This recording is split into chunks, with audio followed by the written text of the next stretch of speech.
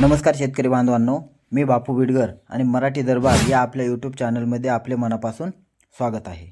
तर बघा, मुख्यमंत्री माझी लाडकी बहीण योजना ही अतिशय कमी कालावधीत नावारूपाला आलेली योजना आहे। आता बघा, बऱ्याच चर्चा आता सध्या या विषयावर चाललेल्या आहेत आणि ही चर्चा खरी आहे, कारण मुख्यमंत्री माझी लाडकी बहीण योजनांची पडताळणी होणार आहे। आता बघा, यामध्ये बरेच निकष होते। त्यामध्ये बघा, आता उत्पन्न 2.5 लाखाच्या आतमध्ये असावे, तसेच कुटुंबात रेशन कार्डमध्ये असलेल्या व्यक्तीच्या नावावर 4 चाकी वाहन नसावे। तर हे जे निकष होते त्याचीच आता पडताळणी होणार आहे। आता बघा, परिवहन विभागाकडून 4 चाकी वाहनांची यादी, प्रत्येक गावातील असणारी 4 चाकी वाहने याची शासनाकडे यादी सुपूर्द करण्यात आलेली आहे। म्हणजे याची यादी परिवहन विभागाने शासनाकडे दिलेली आहे, कारण शासनाने ती यादी मागवलेली होती। म्हणजे प्रत्येक तालुका स्तर असेल, प्रत्येक जो जिल्हा स्तर असेल, याच्यावरून प्रत्येक तालुक्यातील गावांची यादी शासनाकडे परिवहन विभागाकडून प्राप्त झालेली आहे आणि याच यादीनुसार पडताळणी करणार आहे। आता बघा, तुम्हाला हा प्रश्न पडेल की शासनाने हे निकष नवीन लावले की काय? पण यामध्ये एकही निकष शासनाने नवीन घातलेला नाही।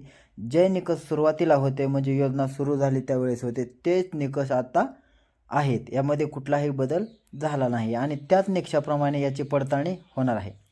आता बघा, अंगणवाडी सेविकांना या पडताळणीचे काम देणार आहेत। आता बघा, यामध्ये बऱ्याच यूट्यूब चॅनलमध्ये काय पण दाखवलं जातं की आता दारात वाहन दिसले की लगेच हप्ता बंद होणार, असे अनेक वाढीव बातम्या समाज माध्यमात पेरल्या जातात। पण ही अतिशय किचकट अशी प्रक्रिया आहे। अंगणवाडी सेविकांनी जरी पडताळणी केली तर समजा कोणाच्या घरासमोर वाहन उभे असते, म्हणजे प्रत्येक वाहन हे त्या कुटुंबाच्याच नावे असते असं नाही। प्रत्येक वाहन त्या कुटुंबाच्याच नावे असते असं नाही। मग अंगणवाडी सेविकांनी एवढ्या खोलात जायचं कसं?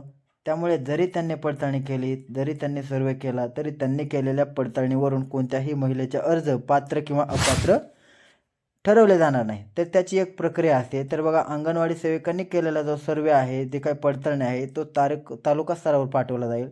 तालुका स्तरावरून तो जिल्हा लेवलला पाठवला जाईल आणि जिल्ह्याच्या लेवलवरून तो विभागीय आयुक्तांकडे म्हणजे विभाग लेवलला जाईल आणि त्यानंतर त्याच्यावरती प्रक्रिया होईल आणि त्यानंतर त्याच्यावरती काहीतरी एक ठोस निर्णय घेतला जाईल। आता बघा, त्यामुळे अजून तरी असा कोणताही शासन निर्णय आलेला नाही।